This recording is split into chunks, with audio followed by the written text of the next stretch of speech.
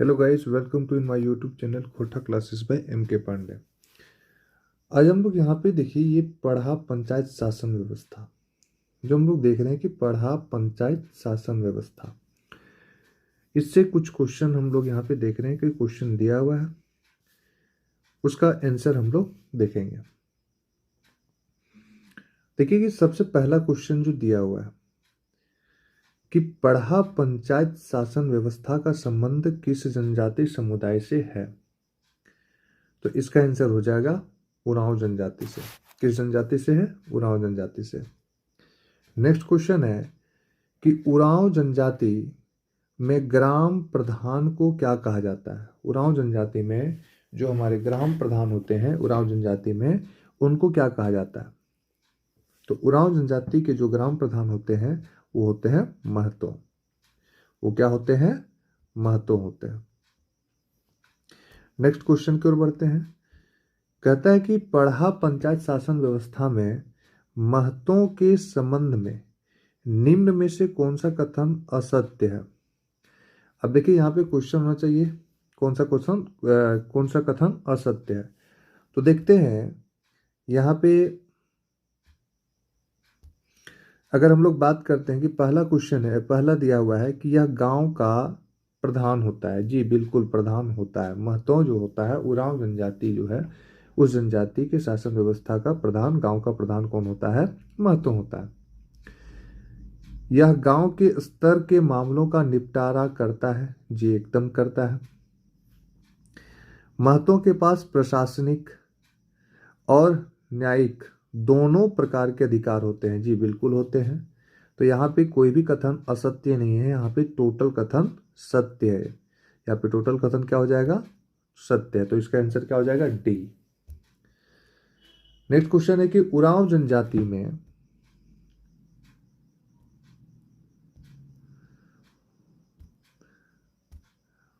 जनजाति में महतों का सहयोगी कौन होता है। ये जो हम महतों देख रहे हैं इसका सहयोगी कौन होता है?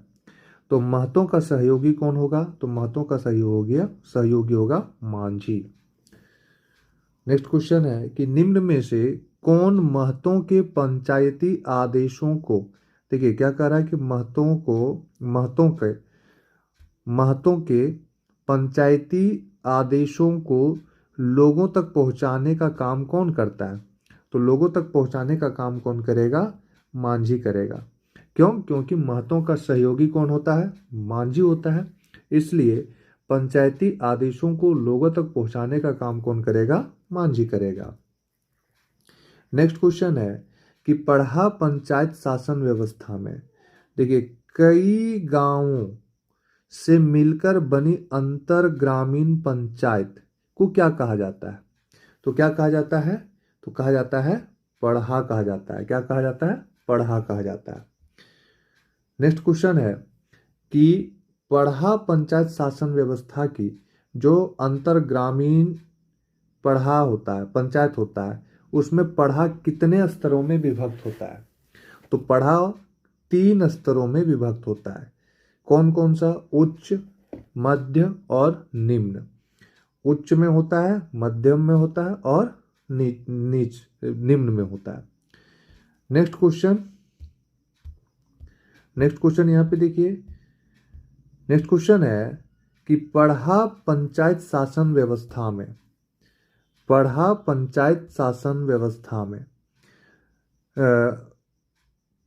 के संबंध में निम्न में से कौन सा कथन सत्य है? कौन सा कथन सत्य है?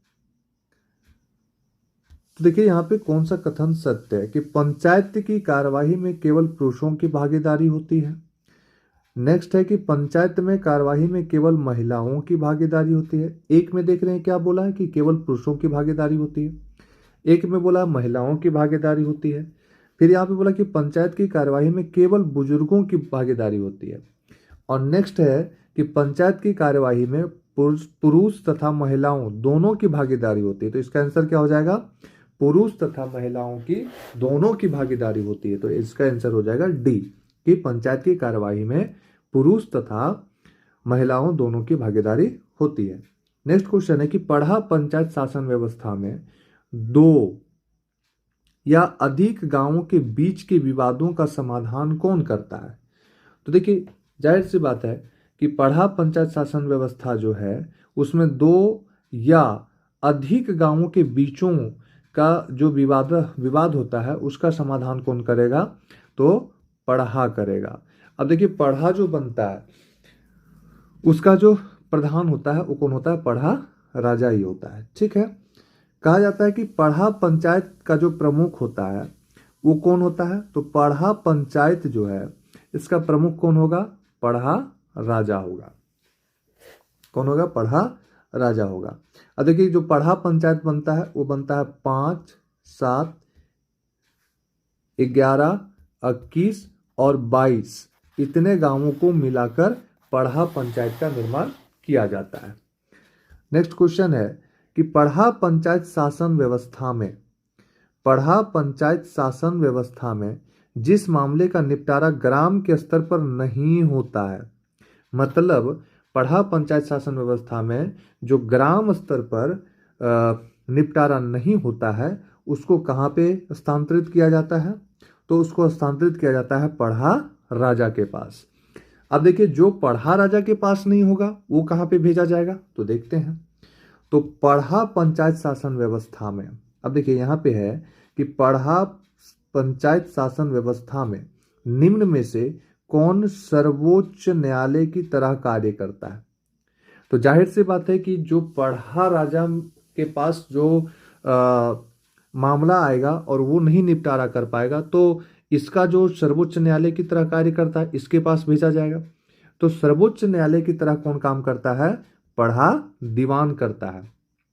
और जो मामला पढ़ा राजा के पास नहीं निपटाया जाता है, नहीं निपटा सकते हैं, वो पढ़ा दीवान के पास भेजा जाता है। नेक्स्ट क्वेश्चन है कि पढ़ा पंचायत शासन व्यवस्था में पढ़ा राजा और निर्णीत मामलों को इनमें से किसे हस्तांतरित कर दिया जाता है? तो देखिए, कहाँ पे कर दिया जाता है? जो पढ़ा राजा अनिर्णित मामलों को किसको हस्तांतरित करता है? तो ये करता है पढ़ा दीवान को करता है। नेक्स्ट क्वेश्चन है कि पढ़ा पंचायत शासन व्यवस्था में गांव के धार्मिक कार्यों का संपादन कौन करता है? तो गांव के धार्मिक कार्यों का जो संपादन है वो पाहन करता है। कौन करता है? पाहन करता है। कौन करता है? पाहन। पढ़ा पंचायत शासन व्यवस्था में पाहन के संबंध में निम्न में से कौन सा कथन सत्य है? तो देखिए, पाहन का पद महिलाओं को भी दिया जाता है, नेक्स्ट है कि पाहन का पद केवल कुंवारे व्यक्ति को दिया जाता है। नेक्स्ट है कि पाहन का पद केवल शादीशुदा व्यक्ति को दिया जाता है, या नेक्स्ट है कि पाहन का पद कुंवारे या शादीशुदा व्यक्ति में से किसी को भी दिया जाता है।